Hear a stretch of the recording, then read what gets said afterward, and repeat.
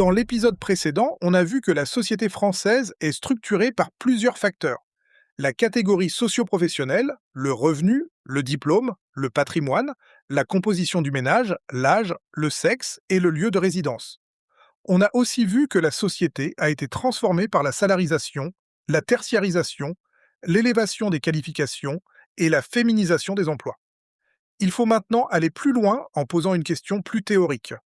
Peut-on encore analyser la société française en termes de classe sociale?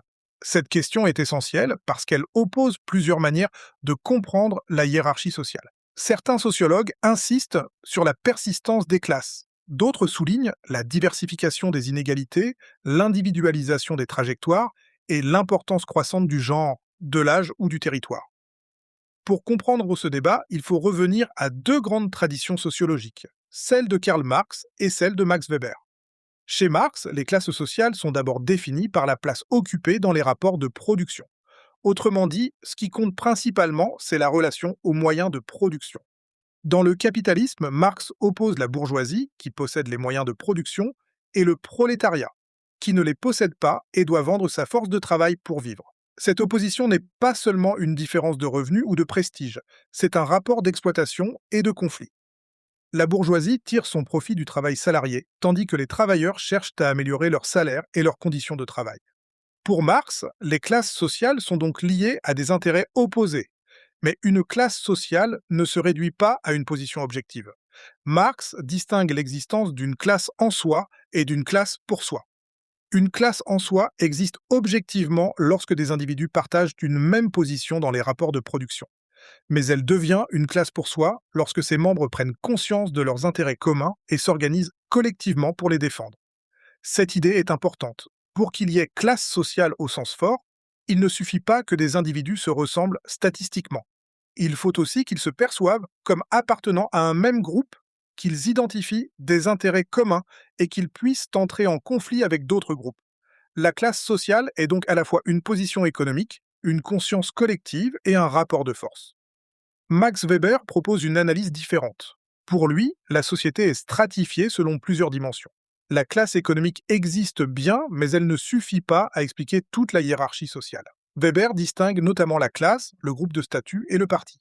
La classe renvoie de la puissance à la position économique, aux chances d'accès aux biens et aux revenus sur le marché.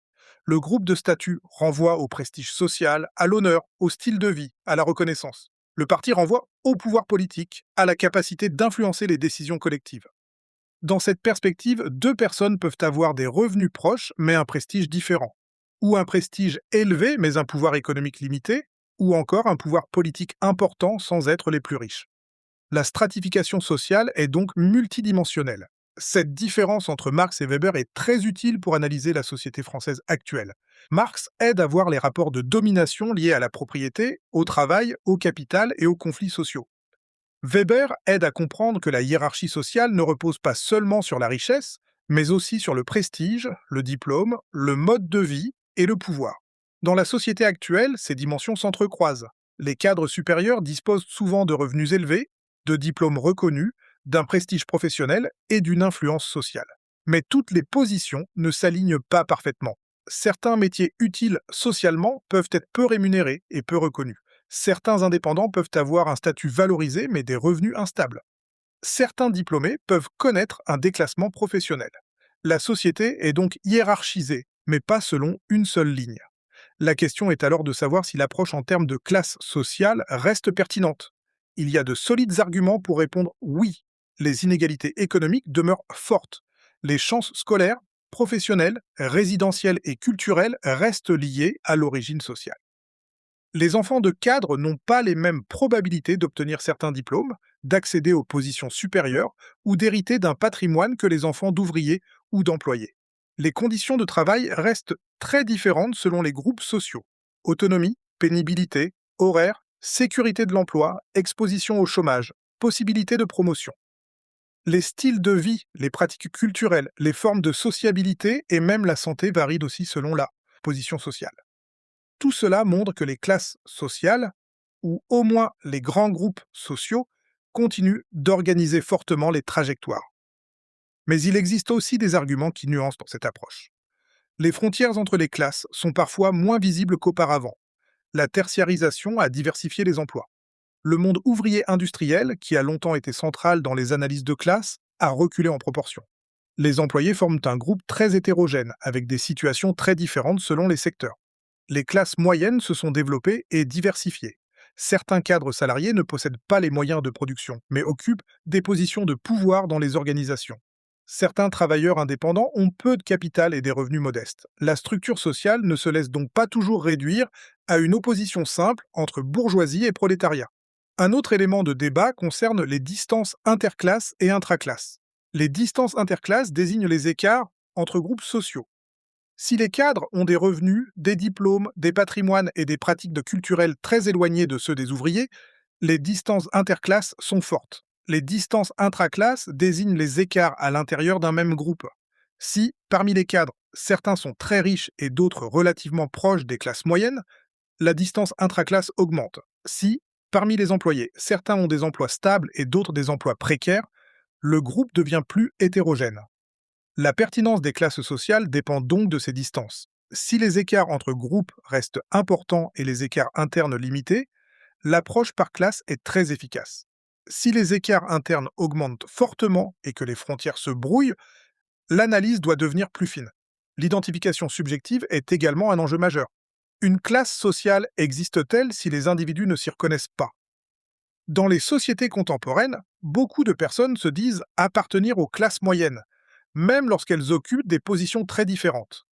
Cette identification aux classes moyennes peut brouiller la conscience de classe. Des individus peuvent partager des conditions objectives proches sans se percevoir comme membres d'un même groupe.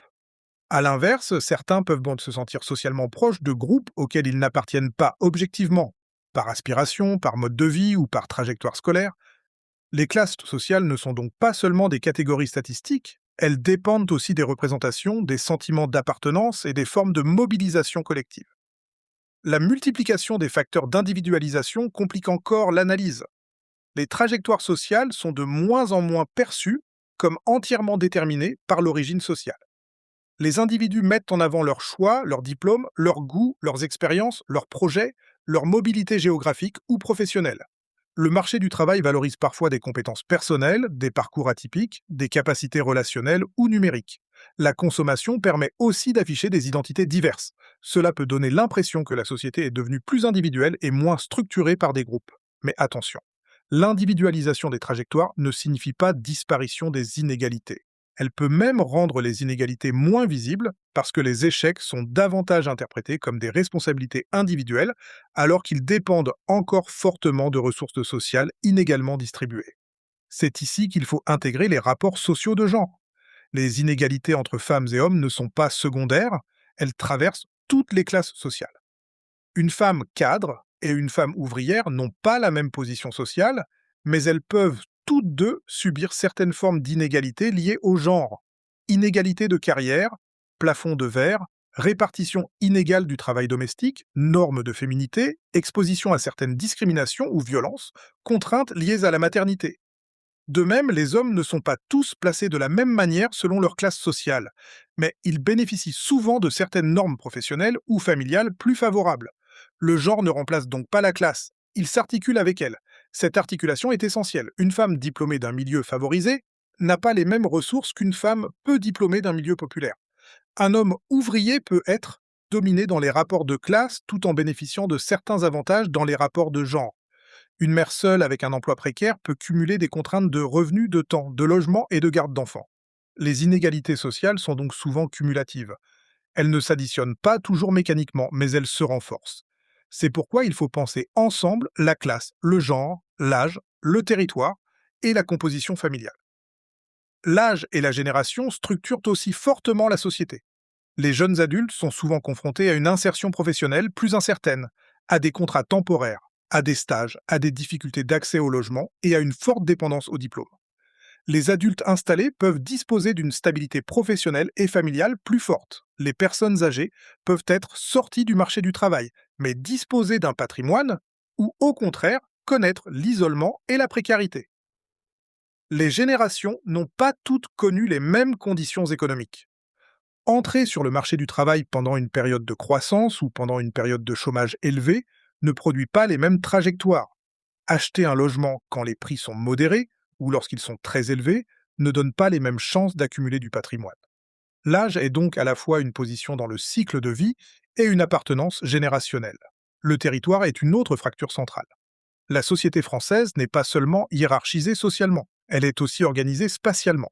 Les grandes métropoles concentrent les emplois qualifiés, les universités, les infrastructures, les sièges sociaux, les services spécialisés et les opportunités culturelles. Elles attirent une partie des classes supérieures et des diplômés, mais elles connaissent aussi une forte ségrégation urbaine avec des quartiers très favorisés et des quartiers populaires en difficulté. Les villes moyennes, les espaces périurbains et les territoires ruraux ont des situations variées. Certains sont dynamiques, d'autres subissent la désindustrialisation, la fermeture de services publics, l'éloignement des soins, la dépendance à la voiture ou la faiblesse des opportunités d'emploi. Le lieu où l'on vit peut donc renforcer ou réduire les chances sociales. La ségrégation résidentielle est particulièrement importante. Lorsque les groupes sociaux ne vivent pas dans les mêmes espaces, ils n'ont pas accès aux mêmes écoles, aux mêmes réseaux, aux mêmes équipements, aux mêmes transports ou aux mêmes opportunités. Les familles favorisées peuvent concentrer leurs ressources dans certains quartiers et établissements, tandis que les familles populaires peuvent être assignées à des espaces moins dotés ou stigmatisés. Le territoire devient alors un mécanisme de reproduction sociale. Il ne se contente pas de refléter les inégalités, il peut les produire et les renforcer. Face à tout cela, il faut éviter deux erreurs. La première serait de dire que les classes sociales ont disparu parce que les modes de vie se sont diversifiés et que les individus se sentent plus autonomes. Ce serait oublier la persistance des inégalités de revenus, de patrimoine, de diplômes, d'emploi, de santé, de logement et de réussite scolaire, selon l'origine sociale. La deuxième erreur serait de réduire toute la société à une opposition de classe simple, en oubliant le genre, l'âge, le territoire, le diplôme, la composition familiale et les formes d'individualisation. La bonne analyse consiste à articuler ces dimensions. La société française actuelle reste donc structurée par des groupes sociaux hiérarchisés, mais ces groupes sont plus différenciés et plus complexes que dans les représentations classiques. Les classes sociales restent utiles pour comprendre les inégalités, surtout lorsqu'on regarde la propriété, le travail, les revenus, le patrimoine et les chances scolaires. Mais elles doivent être croisées avec d'autres rapports sociaux. Le genre, l'âge, le territoire, le diplôme et la composition du ménage ne sont pas de simples détails. Ils organisent concrètement les conditions de vie. Les fractures sociales contemporaines ne remplacent pas les classes, elles les recomposent. La conclusion de cet épisode est donc la suivante. Analyser la société française actuelle demande de combiner plusieurs approches. Marx permet de comprendre les rapports de classe, les conflits d'intérêts et la place dans la production. Weber permet de penser la stratification comme multidimensionnelle, en distinguant richesse, prestige et pouvoir.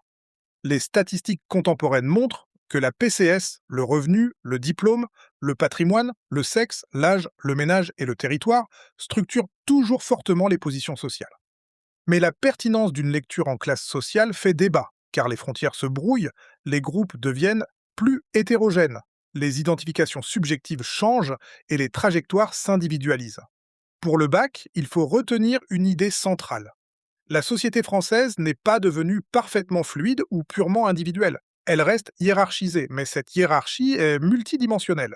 Les classes sociales demeurent un outil puissant, à condition de les articuler avec les autres rapports sociaux qui organisent des inégalités.